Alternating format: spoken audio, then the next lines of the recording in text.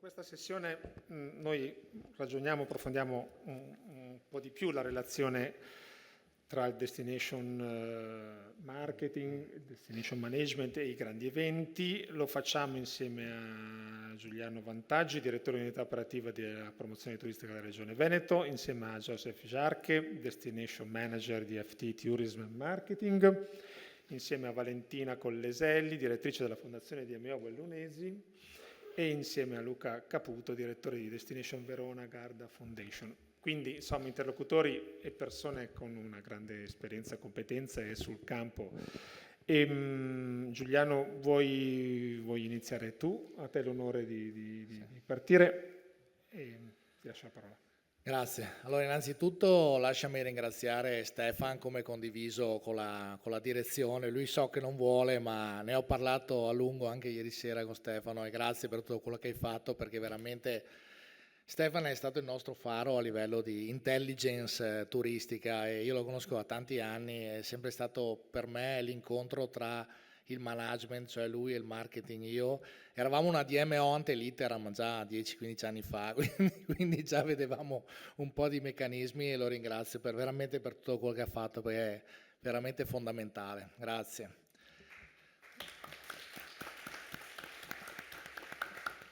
Tornando a noi, parto da un assunto che ha toccato Rodolfo Baggio sul fatto che non sia semplice il turismo, perché noi ogni tanto lo banalizziamo pensando che sia semplice.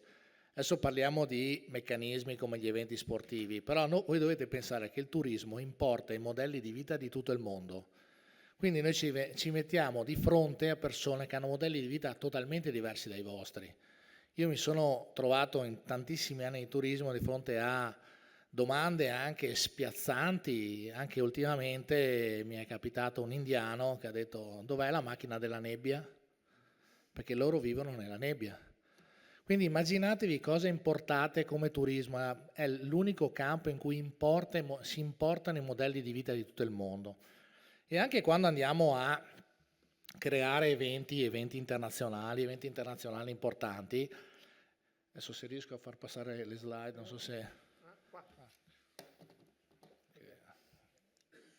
Quando creiamo eventi internazionali importanti, ci rendiamo conto di questo meccanismo molto spesso e quindi arrivano persone da tutto il mondo. Adesso arriveremo alle Olimpiadi più tardi, ma come Veneto abbiamo veramente organizzato mondiali, eventi internazionali di vario tipo. Per esempio mi vengono in mente i mondiali di ciclismo, mondiali di gravel, anche ultimamente nella zona delle colline Prosecco, Conegliano e Valdobbiadene, che portano modelli di vita diversi e noi dobbiamo prepararci a questi eventi, ma prepararci non tanto nel crearli perché c'è un comitato organizzatore, ma quanto nel creare una legacy tra questi eventi e il futuro del territorio che li ospita dopo questi eventi, che è la cosa più importante di tutte ed è anche una delle cose più complicate di tutte.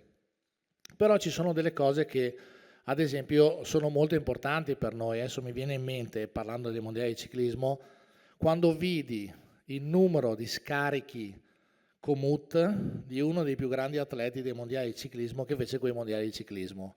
2 milioni di scarichi del tracciato che portavano operativamente poi quasi 100.000 persone sul territorio negli anni successivi.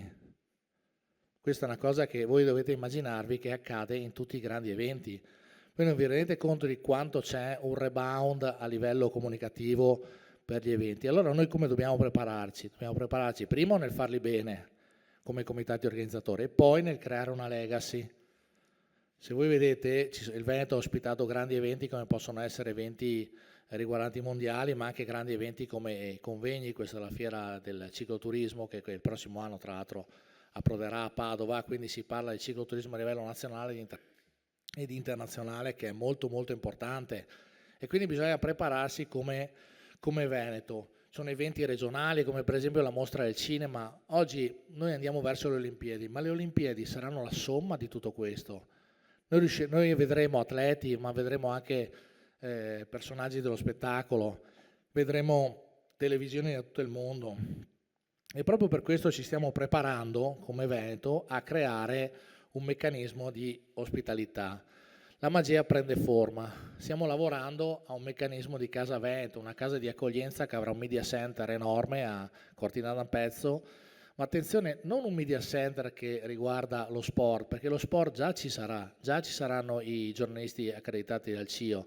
Noi avremo un media center dove ospiteremo i giornalisti da tutto il mondo che parlano di altri temi, altre tematiche turistiche, non solo tematiche turistiche che riguardano l'inverno, ma che riguardano anche l'estate o la destagionalizzazione, che è la cosa più importante.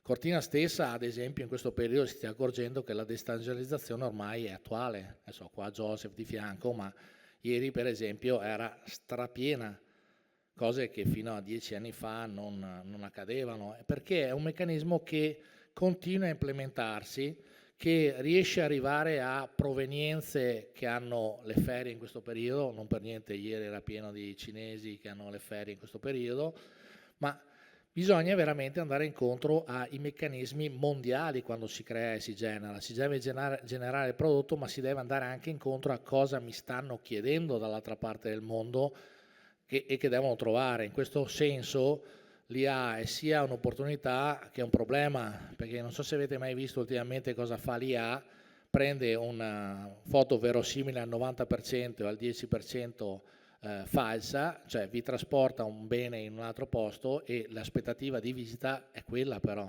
quando la fa vedere. Quindi noi dovremo tornare nel reale e fargli vedere che nel reale invece è diverso.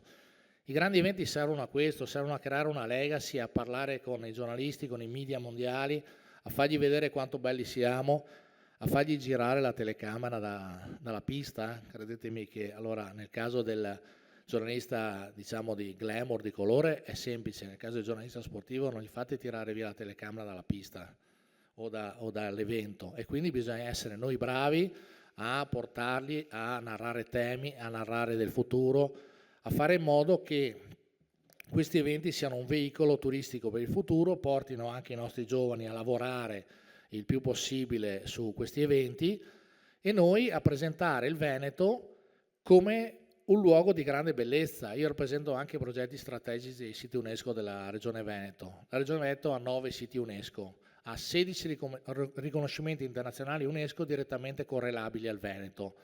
L'Argentina ne ha 11. E noi siamo un decimo della provincia di Buenos Aires in Argentina. Quindi immaginatevi cosa ha il Veneto in pochissimi chilometri.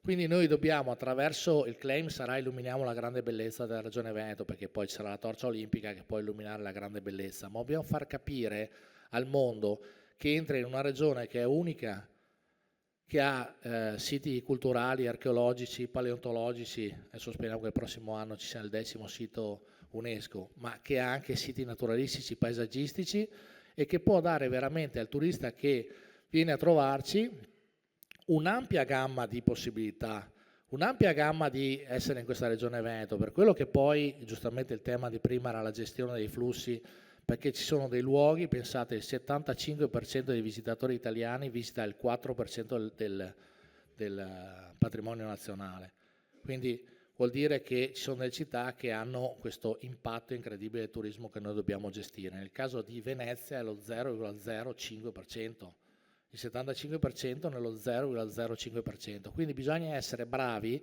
a gestire i flussi, a fare in modo che tutto quello che ci arriverà tramite le Olimpiadi possa veramente visitare la nostra regione in futuro, possa veramente vedere cosa abbiamo di fantastico e noi dobbiamo portare a vederlo, dobbiamo portarli per mano narrandolo il meglio possibile alle Olimpiadi. Grazie. Grazie. Grazie Giuliano. Joseph, io ti chiederei di conversare alla fine, se sei d'accordo. Sì? L'uomo olimpico. Te lo sussurro. E passerei la parola a Valentina. Tra l'altro sei stata, come dire, ovviamente no, chiamata e siamo vicini a un importantissimo evento e quindi ti chiederò. Anche una presentazione, se vuoi. Sì, grazie.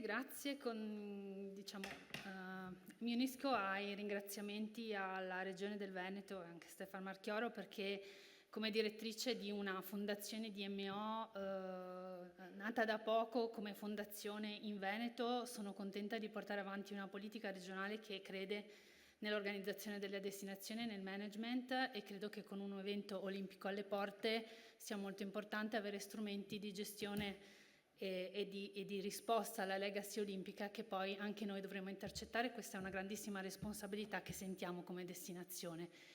Io rappresento la fondazione DMO Dolomiti Bellunesi, che è la DMO della provincia di Belluno, quindi una provincia interamente montana che ospita parte appunto del patrimonio UNESCO le Dolomiti, che sono naturalmente, come sapete, di interesse di diverse aree per una parte della provincia di Belluno e anche dell'area MAB UNESCO, se vogliamo dirlo, del Monte Grappa.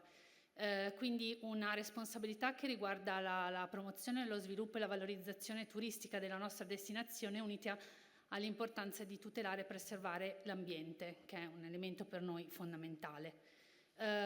Il titolo che ho voluto dare a questa presentazione quindi riguarda il passaggio dalla visibilità alla value proposition, perché il compito secondo me di una DMO in questo caso, cioè nel caso che riguarda la valorizzazione e l'accompagnamento degli eventi, è quello di mantenere le promesse di chi decide di tornare, di venire nella nostra destinazione grazie alla legacy che gli eventi intercettano, e garantire che possano trovare servizi, accoglienza, organizzazione, e quindi convertire quella che è la visibilità in un'offerta concreta. È questo che stiamo facendo. Detto che oggi ci troviamo all'evento Digital Tourism, lo legherò anche al tema della digitalizzazione. Quindi, vediamo se riesco a far funzionare. Quindi per darvi una indicazione, anche qualche esempio concreto di cosa abbiamo fatto in passato sugli eventi, di cosa stiamo facendo, noi abbiamo una destinazione turistica suddivisa idealmente in 5 macro aree, di cui quindi Cortina d'Ampezzo rappresenta ovviamente una molto molto importante, ha un suo riconoscimento, una sua valorizzazione specifica che poi illustrerà Giuseppe Iarche, che è il Destination Manager di Cortina d'Ampezzo.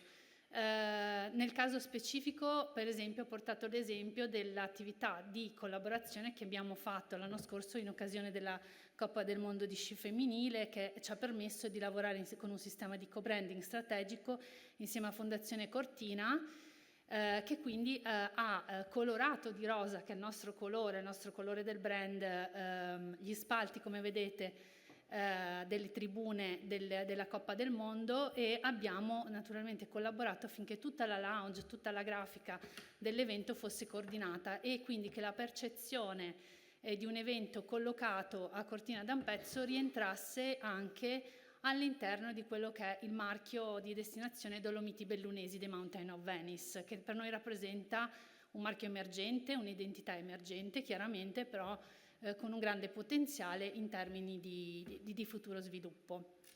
Abbiamo diversi dati, abbiamo intercettato quindi pubblico in presenza, naturalmente abbiamo avuto la possibilità di avere visibilità nelle dirette televisive, in tutte le campagne social che sono state promosse durante l'evento, con un 11% di share, come vedete, a livello televisivo, la possibilità di avere visibilità anche al cancelletto della partenza delle gare, e quindi in questo caso grazie all'esistenza di una fondazione organizzata come la nostra è stato possibile partire in anticipo rispetto all'evento, costruire una strategia insieme ed arrivare all'evento stesso con una organizzazione già condivisa, e questa è una prima azione che noi abbiamo spinto e che speriamo di poter portare avanti anche per futuri eventi a livello provinciale. Ci tengo solo a dire che a livello di Google Analytics, sul nostro portale di destinazione, gli eventi hanno un interesse enorme, condivido quanto ha detto il direttore Giuliano Vantaggi in proposito, quindi è importante davvero per noi agganciare tutti gli eventi del territorio, soprattutto quelli sportivi.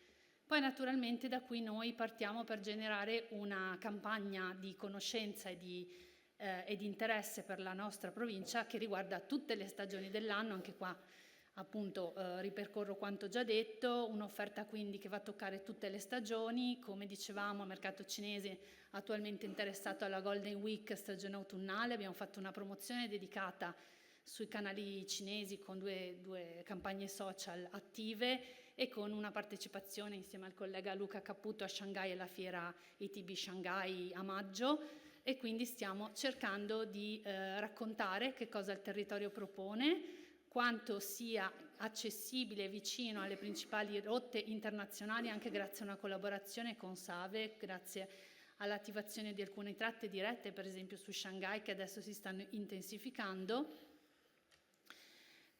portandoli poi a planare, diciamo, a planare sulle nostre pagine di destinazione all'interno del sito Visit Dolomiti Bellunesi, che come vedete racconta una variegata tipologia di offerte e di racconti che vanno dalla promozione invernale, che sicuramente spingeremo durante le Olimpiadi, dato che vi ricordo che le piste rimangono aperte, non chiudono, e quindi noi vogliamo raccontare anche questa possibilità.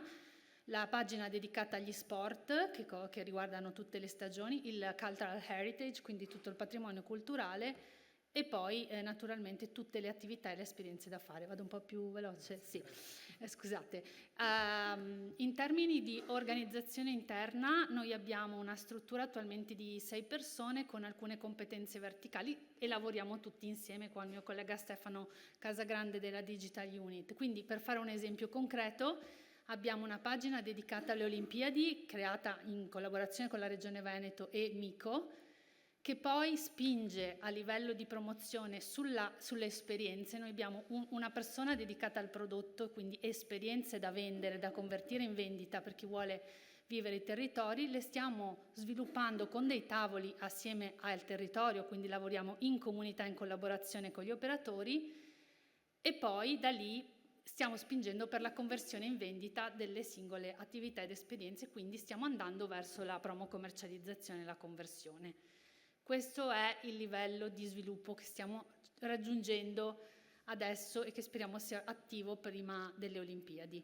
Quindi, come vi dicevo, campagna spinta su mercati extraeuropei in vista delle Olimpiadi. In particolare questo è un esempio di tutta l'attività che stiamo facendo sul mercato cinese. Una pubblicazione appena realizzata e presentata al TTG di Rimini, Dolomiti Bellunesi, Emozioni Olimpiche, sempre coordinata con la Regione del Veneto, che ci permetterà, che sarà anche in inglese, quindi di dare subito anche in mano ai nostri turisti, ai nostri ospiti, anche giornalisti, una dispensa di quella che è la sintesi dell'offerta della destinazione, che era in allegato alla rivista Dove questo mese. Una web app, quindi per i turisti in destinazione, che possono trovare sia nelle smart TV degli alberghi che nei totem che abbiamo collocati o negli yacht, tutte le informazioni di quello che si può fare in giornata, quello che si può prenotare, e che è anche collegato ad un meteo e quindi cambia a seconda della situazione meteorologica e ti dà diverse opzioni. Questa è sempre una rappresentazione della web app che, come vedete, ha diverse, diciamo, aree da esplorare, e che quindi noi, e anche l'area eventi ovviamente, crediamo possa offrire un panorama completo di quella che è il livello di accoglienza e di preparazione del nostro territorio. Quindi stiamo lavorando molto affinché questo sia pronto.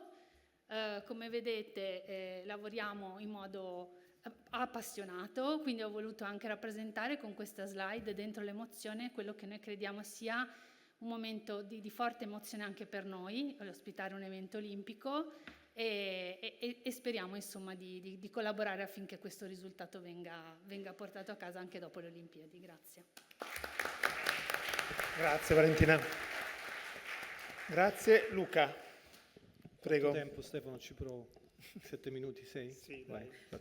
provo a fare il countdown. 7 minuti. No, anche nel rispetto di tutti. Prendo, sì? Sì, dovrebbero caricare adesso. Ah, grazie.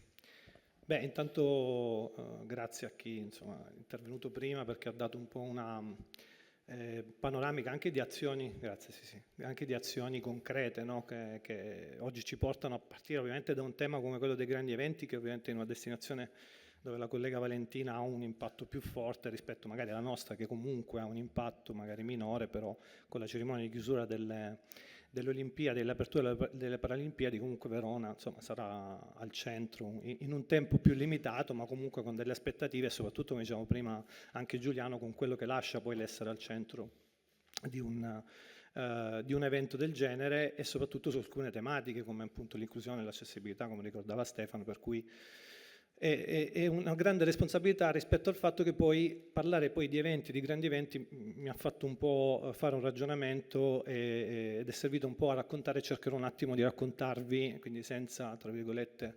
tante premesse, quale dovrebbe essere, che cosa stiamo cercando di fare, ma anche come visione condivisa con Valentina, e penso anche a Giulia Marca Treviso, con Carlotta, piuttosto che Bologna con Patrick e con chi tutti i giorni, insomma, in qualche modo, anche scherzando, ma non troppo, condividiamo anche dei gruppi WhatsApp che sono molto terapia, no? A volte ci scriviamo lì, diciamo, sono 3 giorni che un sindaco non mi chiede che cosa fa la fondazione, quindi sai, obiettivi grandissimi. In questo devo dire, cercavo di fare anche il punto su quello che è il ruolo, no, delle fondazioni, grazie appunto un po' a una grande eredità e responsabilità che Stefano, insieme, insomma, a tutte le parti di Regione Veneto, ci dà su una grande direttiva, che è quello di passare sempre di più dal tema di subire gli eventi, ma subire anche il turismo, a quello di avere invece oggi la capacità di avere almeno la coscienza che oggi possiamo dire, beh, non tutto quello che accade ci deve cadere addosso, no? Per cui, diciamo, scusatemi un po', ogni tanto, siccome sono diventato un burocrate, allora mi devo sfogare ogni tanto con la creatività, quindi accettate un po' di divagazioni, ma non troppo. Per cui il tema è che spesso, come dire, passano delle giornate, e così come per i grandi eventi che alcuni si subiscono, anche le giornate spesso, no, nella quotidianità di Destination Manager si subiscono. Cioè, a un certo punto dici, abbraccio il dudeismo e dico prendila come viene, perché tanto le cose non le puoi cambiare,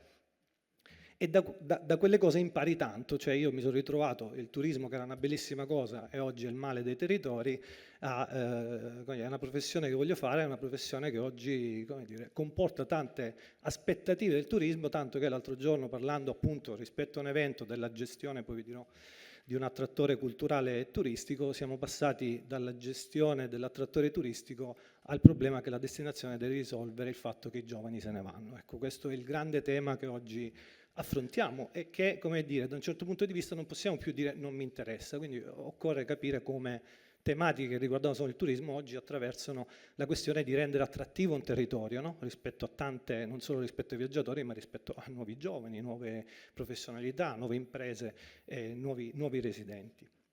Quindi, abbandonando un po' il dudeismo, che spesso a cui ci abbandoniamo, ovviamente abbiamo la possibilità, come dire, oggi di avere e di, come dire, sottolineare un ruolo, anche essere orgogliosi. Non so chi lo diceva, forse Carlotta, no? Lo diceva prima, perché forse da dentro ci sono ancora, ovviamente, fermo restando che siamo ancora lontani, no, dall'Optimus, però siamo in un territorio che ha veramente capito che il ruolo delle destinazioni deve evolvere, perché tutti si aspettano il tema della promozione, ma oggi noi abbiamo una grande spinta verso il tema della governance, verso l'organizzazione dell'offerta turistica e verso, come dire, andare sempre di più, con Stefano condividiamo, e con Valentina, con Giulia, con tutti, il tema che gli IAT non siano punti di informazione, ma va rivisto il sistema di accoglienza. Quindi non esistono più cose slegate, per cui la promozione, la governance, il marketing, tanto che la riflessione che faccio alla fine è: forse dovremmo parlare e dire come passiamo dal destination marketing legato ai grandi eventi al destination management, no? Cioè a come questa cosa va oltre la promozione, ma entra dentro un ripensamento del ruolo della destinazione dentro la governance del territorio. Per cui, come dire, ho fatto un po' delle videate di far capire anche, perché spesso abbiamo il grande problema che più o meno, abbracciando noi 70 comuni come soci, più la Camera di Commercio, più o meno ogni 2 anni perdo una quarantina di amministratori, in senso ovviamente politico, e se ho la fortuna vengono rieletti, altrimenti bisogna rispiegare di nuovo quali sono gli strumenti, che cosa si fa. Quindi c'è un grande lavoro da fare, ovviamente, che non trascuriamo, ma c'è anche un grande lavoro di farci percepire spesso agli operatori che operano nei comuni soci, che hanno degli strumenti così importanti che, come dire, cerchiamo sempre di trasferire rispetto al fatto di dire attenzione, teniamoci, perché se viene meno questo sistema, come dire, non è che Luca Caputo perde il posto o la destinazione fallisce, qua fallisce tutto il sistema. E quindi c'è un lavoro veramente tutti i giorni con delle persone, come diceva prima Valentina, dedicato, a cui non ci vogliamo sottrarre sapendo che tutto è migliorabile, ma come dire, spesso anche rivendicando in maniera un po' anche prepotente che spesso quello che si ripete è sempre che cosa fate, mai che cosa possiamo fare insieme. Quindi oggi abbiamo un DMS, un Destination Management System, che insomma ereditiamo come in economia di scala dalla destinazione, quindi dalla regione, con grandi sforzi anche per nutrirlo, perché poi c'è un meccanismo di redazione, no? Quindi non è solo la comunicazione, ma anche la responsabilità delle informazioni che vengono messe e condivise poi a cascata poi da tutti i soci. Quindi abbiamo, per fortuna, degli strumenti che rappresentano, come dire, il minimo, tra virgolette, sapendo gli sforzi che ci sono, ma proprio il minimo, perché non è la tecnologia, il problema è l'organizzazione di come flussi, redazione, informazioni e distribuzione sul territorio in base alle responsabilità vengono poi comprese, riutilizzate e diventano economia di scala di utilizzo per tutti. Quindi ci siamo un po' dati da fare per far capire, come diceva Valentina, che il tema è andare sempre di più dalla promozione al marketing, e quindi grazie anche, devo dire, seguendo in scia la buona prassi che Dolomiti Bellunesi, e non vi nascondo, rispetto anche all'utilizzo, ti ricordi Valentina, no? Il laboratorio olimpico, non potevamo dire laboratorio olimpico, in BIT, quindi sui grandi eventi spesso ci sono anche delle dinamiche di comunicazione che spesso non possiamo controllare, allora dobbiamo fare degli artifizi comunicativi, per cui anche qui abbiamo utilizzato il DMS in scia a quello che aveva realizzato Valentina, per arrivare al dire bene, c'è questo grande evento come motivazione, e poi sappi che sul territorio, grazie al DMS, che non è solo eventi e quant'altro, puoi fare delle esperienze. Quindi fa capire come, ecco, cominci a subire di meno il grande evento, anche se non hai spesso le leve, e questo vale ovviamente per tutti gli eventi di cui spesso hai anche il controllo, e arrivi a qualcosa che comincia a diventare in maniera, quindi si vede un po' la fine del tunnel, semplice promozione, che è quello che in qualche modo poi tutti fanno, a marketing, con degli strumenti che insomma altre destinazioni magari non hanno. Dal marketing al management perché? Perché Fondazione ha voluto nel piano strategico inserire che cosa? La nascita del Convention Bureau. Dopo ci saranno i colleghi, ci sarà Fabio Turrini, che è il responsabile della rete temporanea di impresa in cui partecipo Aeroporto e Fiera, che insieme a Verona App hanno preso in mano l'affidamento nato da una messa a disposizione di risorse della Fondazione per creare il braccio operativo, perché il mais a Verona non è che non ci sia, ma è subito, no? A proposito di subire. Quindi oggi per fortuna c'è per la prima volta un interlocutore unico che può rispondere con soldi messi a disposizione dei comuni per lavorare su quello di cui poi tutti si lamentano. Non si pianifica il turismo, vogliamo i turisti alti, belli, biondi, lo vogliamo sapere prima, vogliamo gli altospendenti, quindi stiamo rispondendo a delle criticità, come diceva prima anche Carlotta, no? Sapendo che comunque magari il turismo leisure nel tempo potrebbe cambiare, e magari rafforzando un asset che Verona e la destinazione lago Verona non aveva avuto mai. Scendo nello specifico, vado veloce, il tema è che insieme a questo, come dire, cerco di portare un po', come dire, no, il tema di tutti i dati di Stefano, di Valentina, cioè che farvi vedere che strumenti diversi in realtà rispondono alla stessa necessità di cambiare il ruolo della destinazione, che è una grande responsabilità di andare verso il management e la governance, e quindi attraverso questi strumenti non c'è management senza dati, quindi una destinazione che devo dire anche con grande empatia con Valentina, con Giulia, con Stefano, insomma è facile trovare empatia, e non che con Valentina non ci sia, è solo per dire non ci conosciamo prima, ma ci siamo trovati in un momento in cui abbiamo capito che non c'è destinazione fuori da questi strumenti, non c'è destinazione e ruolo della destinazione fuori da questi obiettivi. E quindi i dati non più, anche un grandissimo lavoro con i comuni e con i soci a non concepire i dati come il comunicato stampa, come quello storico, ma come il previsionale, che cosa accadrà, che cosa, come diceva Giuliano prima, cosa lascia un evento sul territorio, cosa sta arrivando e che cosa lascia, anche in termini di spesa turistica, quindi grazie a H-Benchmark, Mastercard, che è un progetto che facciamo anche qui con Regione e con Dolomiti Bellunesi, per farvi vedere, come dire, che qui non c'è né gelosie di territori, quando spesso nei territori ci sono gelosie tra comuni e operatori che hanno gli hotel accanto, e qui non c'è gelosia, perché qua siamo davanti a sfide nuove che non possiamo affrontare da soli, e allora bisogna avere la consapevolezza che non è una questione né politica, né amministrativa, né geografica. E quindi da questo punto di vista, come dire, anche male stiamo facendo delle cose in cui tutti possono contribuire. Non abbiamo mai detto che siamo i migliori, abbiamo detto noi vi mettiamo a disposizione degli strumenti dentro una visione che Regione Veneto ha chiarissima, affinché tutta questa cosa qui non venga dispersa da una politica che cambia da un giorno all'altro. E in questo, chiudo, quindi come comportarsi, passando da subisco, e spesso ci dobbiamo arrendere, al fatto che oggi, grazie a questi strumenti, a una nuova governance e a nuove collaborazioni, possiamo anche non cadere nella legge di Murphy, che tutto quello che accade deve accadere, ma magari lo possiamo far accadere. Scusate. Volevi aggiungere Rapidantissimamente. Volevo solo dire che grazie all'azione regionale, il finanziamento della misura 124 di cui ha parlato Diego Gallo prima, noi abbiamo una dashboard di dati che comprende per esempio i dati di spesa di Mastercard e altri dataset che stiamo strutturando, e per esempio per quanto ci riguarda noi abbiamo scritto un regolamento di valutazione di impatto degli eventi insieme a un gruppo scientifico accademico basato però sulla nostra dashboard, quindi noi saremo in grado di valutare adesso l'impatto per esempio anche di eventi in collaborazione e in condivisione col territorio, ma solo grazie alla dashboard. Quindi per noi sono strumenti fondamentali che, volevo aggiungere, ci permettono di misurare e anche prendere delle decisioni strategiche che vanno a beneficio di tutti. Grazie.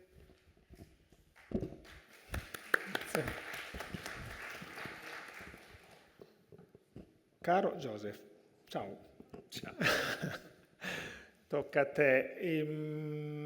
Vabbè, insomma, Joseph Echarque lo conosciamo tutti molto bene da un po' di tempo e è ovviamente uno dei più importanti, massimi esperti che abbiamo nella relazione fra le destinazioni e il destination marketing, e per la tua grande esperienza e anche per quello che stai facendo in questi mesi. Stefan, ti sei tirato qua oggi un sacco di gente, tra l'altro non abbiamo finito.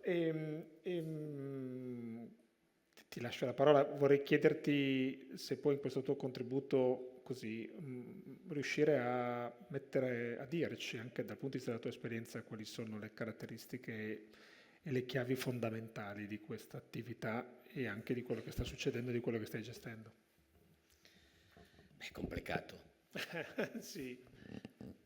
Allora, io il mio intervento fondamentalmente si inserirà un po' seguendo il solco di quello che ha detto Stefano Landi, cioè sui miti del turismo, per finire su quello che ha detto Giuliano sulla legacy. Allora, noi i miti che abbiamo nel turismo sono i Giochi Olimpici. Ovviamente io sono qua nel mio ruolo destination manager di Cortina. Cortina, sapete tutti che fra qualche mese avremo i Giochi Olimpici. E ovviamente uno dei grandi miti è quello dei Giochi Olimpici e le destinazioni turistiche, cioè funzionano o non funzionano, sono una grande opportunità o sono un problemone? E dobbiamo cominciare a ragionare su questo, perché i giochi per una destinazione turistica, per il destination management e il destination marketing, cioè da una parte per il sistema al quale parlava prima Diego, ma per il lavoro che i destination manager dobbiamo fare, dobbiamo ragionare che i giochi in realtà hanno un impatto molto molto limitato, perché diciamo, la destinazione è piena di quello che si chiama la famiglia olimpica, cioè membri del CIO, federazioni, cioè tutta quella gente che va, posso dirlo, a sbaffo.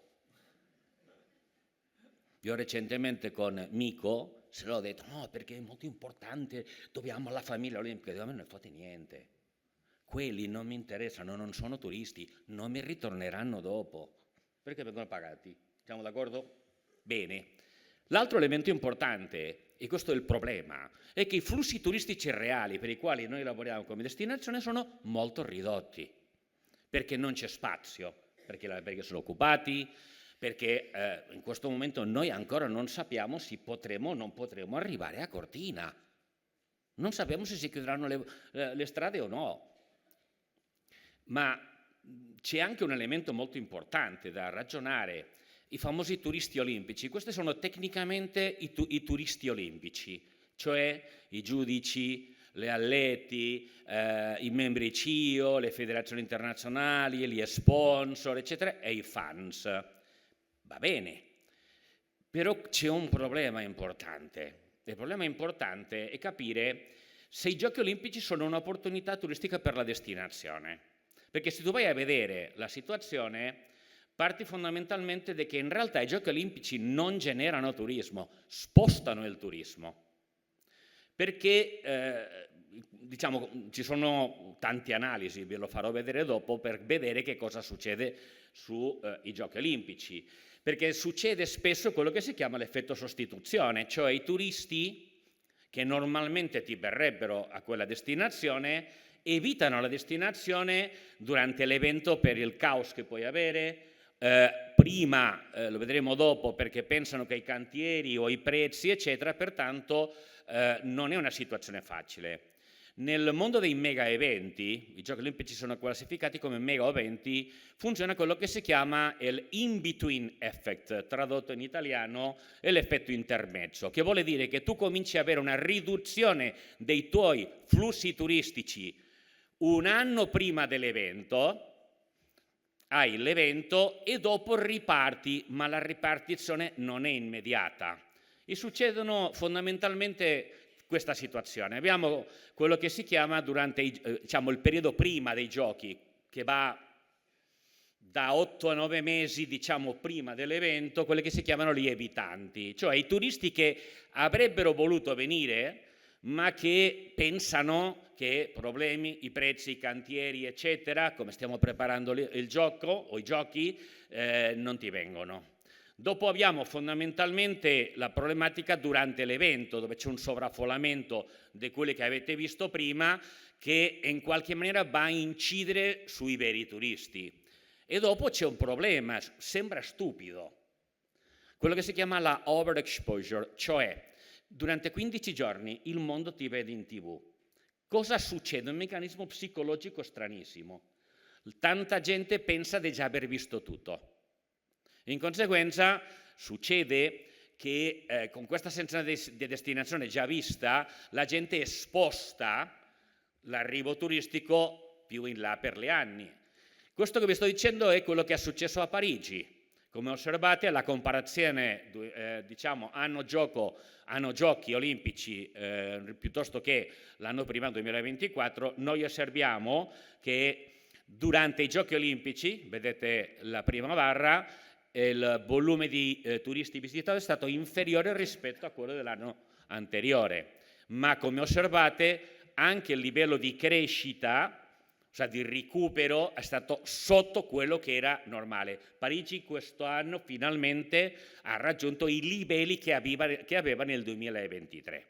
E non è l'unico caso. Se noi andiamo a osservare quello che è successo in tutte queste destinazioni, alcune di più, altre di meno, ma osserviamo fondamentalmente che il cosiddetto fenomeno intermezzo succede quasi sempre. Ci sono state delle destinazioni che ci hanno messo un anno e mezzo a recuperare il livello che avevano l'anno prima dell'evento e altre che ci hanno sicuramente messo di più. Alcuni casi, Vancouver, come vedete, loro hanno avuto diciamo, l'anno dopo dei loro giochi olimpici, stiamo parlando del 2010, esattamente 200.000 arrivi turistici in meno. Nel caso di Londra, tutta un'altra storia evidentemente, però come vedete il 2012 è stato il peggiore estate che loro hanno avuto negli ultimi 50 anni. Pertanto questo già ci dà in qualche maniera, come diceva Stefano Landi, anche un altro dei grandi miti, pensando che tutto è automatico. Parigi, come dicevamo, hanno avuto dei problemi, diciamo, come settore turistico in modo non indifferente. Bene, visto questo, la domanda da farsi è: a che cosa ci servono i Giochi Olimpici? E in realtà i Giochi Olimpici vanno bene per il turismo, per le destinazioni, un po' come diceva Giuliano, la legacy. Che cosa ti lasciano i Giochi Olimpici? I Giochi Olimpici ti lasciano nuove infrastrutture, magari nel caso di Cortina nuovi parcheggi, piuttosto che l'estadio rifatto, nuovi impianti di risalita, eccetera, eccetera. Ti lasciano anche, questo è interessante, nuove strutture turistiche, nuovi alberghi o il fatto che quelli che c'erano prima li hanno rimesso meglio o più a posto, cioè la tua attrattività cresce. E anche sicuramente altri fattori. Quello che è importante, realmente, lo diceva Giuliano, è il ritorno d'immagine, cioè il fatto che il mondo scopre che c'è un posto nelle montagne bellunesi, così ti faccio felice Valentina, brava, le Dolomiti, brava, c'è un posto che è Cortina, perché non è che dobbiamo dare per scontato che il mondo conosce Cortina. Soprattutto perché diciamo, il broadcasting che ti fanno i Giochi Olimpici ti permette in qualche maniera a livello mondiale far conoscere la destinazione, e soprattutto il fatto che durante i Giochi avremo sì quelli media accreditati, ma anche i non accreditati che in qualche maniera, se li gestiamo adeguatamente, ci possono servire per andare avanti. Cioè ci sono degli esempi di destinazioni turistiche che hanno avuto una buona gestione positiva. Ne vediamo alcuni qua, Sydney piuttosto che Salt Lake City, ma anche Vancouver, e altre che sicuramente non hanno avuto gli stessi risultati. Allora, il fattore più importante però, sul quale dobbiamo concentrarci, è quello della, diciamo come legacy, la visibilità e la notorietà. Dobbiamo sfruttare, e noi come Cortina lo stiamo già facendo come vedete qua. Però dobbiamo ragionare per esempio nel famoso caso Torino, dove vedete che i risultati che hanno ottenuto non erano quelli previsti, perché come potete osservare nel 2006 loro hanno avuto un totale di un meno 2, quasi 5% totale di arrivi, ma soprattutto anche molto pesante per quanto riguarda le presenze, cioè ci hanno messo un po', 3 anni, a recuperare i livelli che c'erano prima. In conseguenza dobbiamo ragionare che quello che ci importa è la legacy, ma la legacy non è automatica.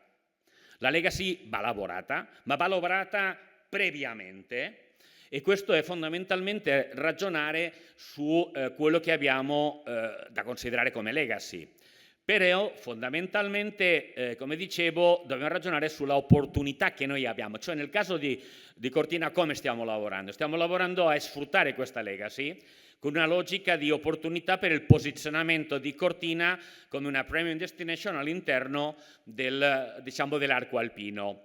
E questo comporta fondamentalmente anche una logica per tentare di fare un stimolo ai nostri operatori a non fermarsi il giorno prima dei Giochi Olimpici, non a continuare.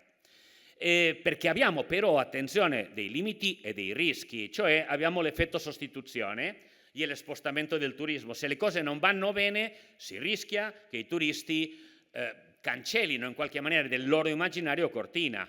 Abbiamo anche la problematica della saturazione, prezzi alti eccetera, ma anche tutto quello che abbiamo oggi a Cortina, che è un problema della governance frammentate. Ma arriviamo alla concretezza.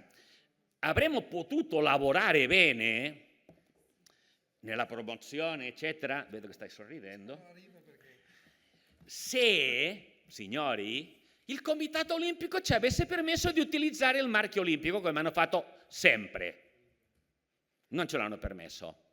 E andiamo a scoprire che Trentino e Alto Adige, con un lauto pagamento, lo stanno utilizzando. Cioè, né Cortina nella regione Veneto, no, aspetta, no, tu stai utilizzandolo come marchio della regione, non lo puoi utilizzare con il marchio dell'En of Venice. Ok? Cioè, noi possiamo utilizzarlo perché siamo host city, host region, ok? Però non sul marchio turistico. Nel nostro caso il Cortina Dolomiti, nel vostro caso l'En of Venice, che lo potrebbe utilizzare tranquillamente Verona, lo avrebbe potuto utilizzare tranquillamente Dolomiti Supereschi. No, scusami, Dolomiti Veronesi. Va bene? Però per tutto quello che hai detto prima potrebbe essere un vantaggio. Te lo dirò il 31 marzo. Cioè, qui abbiamo già un problema, cioè dobbiamo ragionare che i comitati olimpici non sono alleati delle destinazioni. A loro interessa soltanto organizzare i Giochi Olimpici e che finire il giorno che si chiudono, quando il presidente del CIO, questa sarà la mia terza Olimpiadi nella mia vita. Pensavo di farne mai più, non so perché, finito qua, va bene. Quando il presidente del comitato olimpico ti dà la classifica, che possono essere 3. Questi sono stati dei buoni Giochi Olimpici, andiamo lì. Quando ti dice sono stati delle ottimi Giochi Olimpici, punteggio un 8 per capirci, e quando ti dice i migliori Giochi Olimpici della storia, cioè 110 e lode. Loro lavorano per questo, non interessa tutto il resto, ok? Dobbiamo essere consapevoli di quello. E qui abbiamo l'esempio che vediamo qua, cioè questa è la campagna di comunicazione e promozione che Cortina ha fatto nel 2025. Inizialmente quello che avevamo fatto era mettere, come vedete, il composite logo del comune con quello olimpico, che possiamo farlo. E ci arriva una letteraccia da amico dicendo, sai, più o meno mi hanno minacciato di stupro, più o meno. Come ti permetti di utilizzare il marchio commerciale dello scoiattolo a quanto quelle olimpici? Guarda che non è un marchio commerciale, è un marchio di destinazione. Non c'è stato. In più la foto non era esattamente qua, c'era una torcia, che mi ero preoccupato di cercare una torcia che non fosse mai stata utilizzata durante i Giochi Olimpici. No, non puoi utilizzarla. Non c'è problema, l'abbiamo tagliata, siamo un braciere. Ok? Alla fine abbiamo dovuto fare questa situazione dove ci hanno contestato anche l'utilizzo del termine, come vedete, Giochi Olimpici e Paralimpici Invernali 2023, perché non possiamo utilizzarlo, perché è un asset di Mico. Ok? Non vi racconto le litigate, anche tu Valentina ne fai costantemente, io questa mattina ne ho fatto una.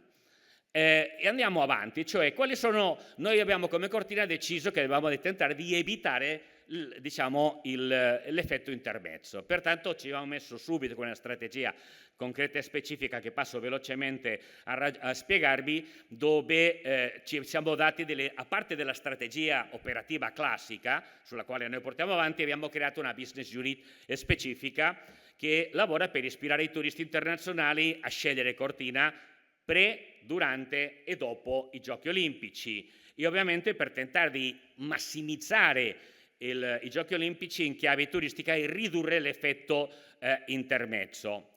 Pertanto lavoriamo fondamentalmente su questi 5 ambiti che voi vedete, cioè per i media non accreditati, piuttosto che la promozione, pensando nel prima e nel dopo, l'ambito visitor services, le city operations e il marketing. Per il momento ci sta andando bene, lo dicevi prima tu, cioè abbiamo parato il colpo, cioè i livelli di flussi turistici piuttosto che di presenza e permanenza media nel 2024 e 2025, come vedete, lo stiamo mantenendo, cioè stiamo evitando la curva di disceso. Però attenzione, abbiamo preoccupazione, perché abbiamo prenotazione per questo anno fino al 6-10 di gennaio, dopo non c'è. Prima stavo parlando con Dolomiti e Super Ski, altre valli, eccetera, e anche loro hanno questo problema. Cioè sarà per problemi di mercato, eccetera, però c'è un problema in questo momento di sapere cosa accadrà, perché con la mancanza di informazione non abbiamo in questo momento delle prenotazioni. Cosa stiamo facendo? Velocemente, abbiamo lavorato fondamentalmente su una serie di azioni di sensibilizzazione ai turisti per dirgli, attenzione, abbiamo cantieri, so che non è la vacanza che avresti voluto, eccetera, eccetera, però in qualche maniera stiamo lavorando per preparare i giochi per essere ancora migliori per i dopo Giochi Olimpici. Ma anche in qualche maniera una campagna di comunicazione di advertising sia italiana come internazionale sotto il concetto di accendere la tua fiamma. Ma durante i Giochi Olimpici avremo una campagna specifica pensando in attirare l'attenzione e convincere i turisti visitatori in qualche maniera che avremo al dopo, che è il concetto fondamentale del Welcome to the 2026 Host City, che dovrà andare in connivenza con la immagine di Look of the City di Mico. Stiamo lavorando molto su viaggi stampa, press relations, eccetera, eccetera. Oggi, questo anno, ne abbiamo già organizzato e ospitato 47, ragionando sempre nel dopo, tutti internazionali, ma anche promozione internazionale con altri partner, per esempio con l'aeroporto di Venezia, che vogliamo che diventi il nostro aeroporto di riferimento, con il quale stiamo facendo delle azioni sia qua come anche di promozione internazionale. Abbiamo creato il progetto dei Cortina Ambassador con il coinvolgimento dei cittadini e sportivi, eccetera, per fare dell'accoglienza sia ai media come anche diciamo, a prescriptor e sponsor, eccetera, eccetera, ma stiamo lavorando per quello che è il preparare e il formare i nostri operatori all'accoglienza internazionale, a spiegargli che diciamo, non puoi accogliere tutti uguali perché dipende dalla cultura, religione, eccetera, ci sono delle situazioni diverse. E durante i Giochi Olimpici e Paralimpici con un dispositivo specifico di informazione e accoglienza turistica distribuito sia nelle vicinanze delle venue con diciamo anche sul territorio, punti informativi, eccetera, eccetera, che è il progetto, il dispositivo in realtà Cortina Welcome 26 Team. Bene, tutto questo con un obiettivo che non è altro di far sì che l'effetto intermezzo che vediamo si riduca al minimo o non sia, nel caso di Cortina, anche percettibile. Grazie.